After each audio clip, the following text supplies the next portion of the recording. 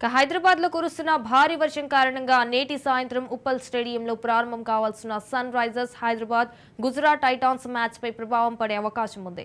సాయంత్రానికి వర్షం తగ్గడంతో పాటు గ్రౌండ్ నుంచి వర్షపు నీటిని బయటకు తోడి పిచ్ను ఆరబెట్టాల్సి ఉంటుంది. సాయంత్రం మరోసారి వర్షం పడితే మ్యాచ్కు తీవ్ర ఆటంకం కలగొచ్చు. రెండో ఇన్నింగ్స్ సమయంలోనూ వర్షం కురవొచ్చనే అంచనాలు ఉన్నాయి. అయితే దీంతో ఈ మ్యాచ్లో టాస్ కీలకం కానుంది.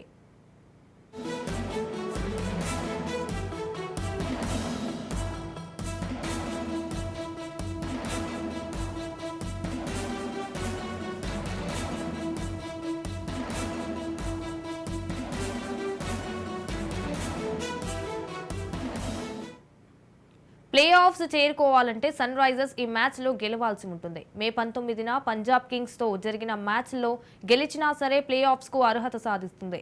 కానీ ఈ రెండు మ్యాచ్ల్లో గెలిస్తే పాయింట్ల పట్టికలో రెండో స్థానానికి చేరుకునే అవకాశం ఉంటుంది. మరోవైపు గుజరాత్ టైటాన్స్కు ఇది నామమాత్రపు మ్యాచే. ఇప్పటికే ప్లే ఆఫ్స్ రేసు నుంచి వైదొలిగిన టైటాన్స్కు ఈ సీజన్లో ఇదే చివరి మ్యాచ్. ఇప్పటి వరకు 13 మ్యాచ్లు ఆడిన గుజరాత్ 5 విజయాలతో 11 పాయింట్లు సాధించింది.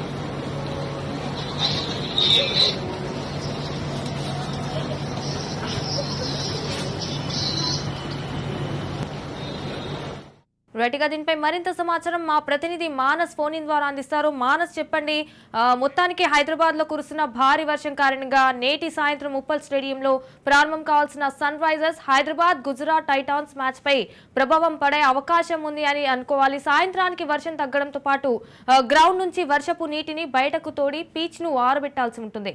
రైట్గా దీనిపై చెప్పండి, లైవ్ ద్వారా చెప్పండి.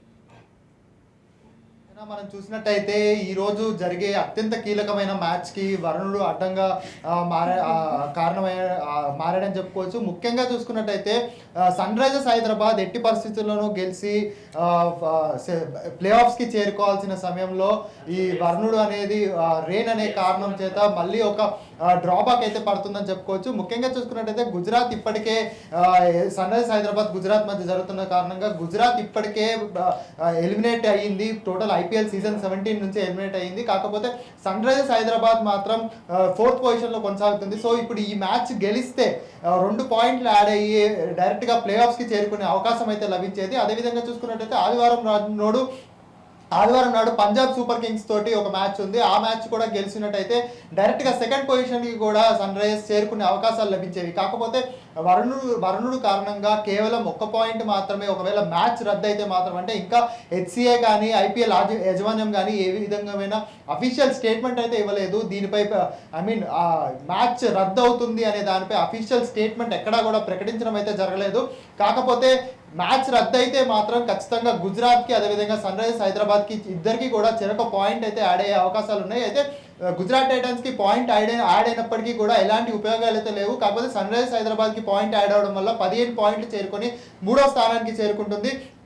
మరోవైపు చూసుకున్నట్టయితే చెన్నై బెంగళూరు మధ్య కూడా ఒక మ్యాచ్ ఉంది, కీలకమైన మ్యాచ్ అది కూడా. అయితే చెన్నై బెంగళూరు మధ్య జరిగే మ్యాచ్ కూడా వరుణుడు అడ్డంగా ఉన్నాడని మనకు తెలుసు, మనకి రిపోర్ట్స్ అయితే అందుతున్నాయి. ఒకవేళ చెన్నై బెంగళూరు మ్యాచ్ రద్దు అయితే మాత్రం బెంగళూరు డైరెక్ట్గా ఎలిమినేట్ అవుతుంది. అప్పుడు ఇప్పటికే కోల్కతా రాజస్థాన్ క్వాలిఫై అవ్వడంతో సన్ రైజర్స్ అదేవిధంగా Chennai super Kings IPL season 17 దానికి క్వాలిఫై అయ్యే అవకాశాలు, ప్లే ఆఫ్స్కి క్వాలిఫై అయ్యే అవకాశాలు కనిపిస్తున్నాయి. కాకపోతే ఈరోజు జరిగే మ్యాచ్ అంటే విజయం సాధిస్తే మాత్రం నెట్ రన్ రేట్ పరంగా అదేవిధంగా పాయింట్ల పరంగా కూడా కాస్త హై పొజిషన్లో సన్ రైజర్స్ ఉండే అవకాశాలు అయితే ఉన్నాయి. ఒకవేళ మ్యాచ్ రద్దు అయితే మాత్రం కేవలం సన్ రైజర్స్కి ఒక పాయింటే లభించే అవకాశం ఉంది. ఒక పాయింట్ లభించినా కూడా ప్లే ఆఫ్స్ బర్త్ మాత్రం సన్ రైజర్స్కి ఖాయమని మనం చెప్పుకోవచ్చు సంజన.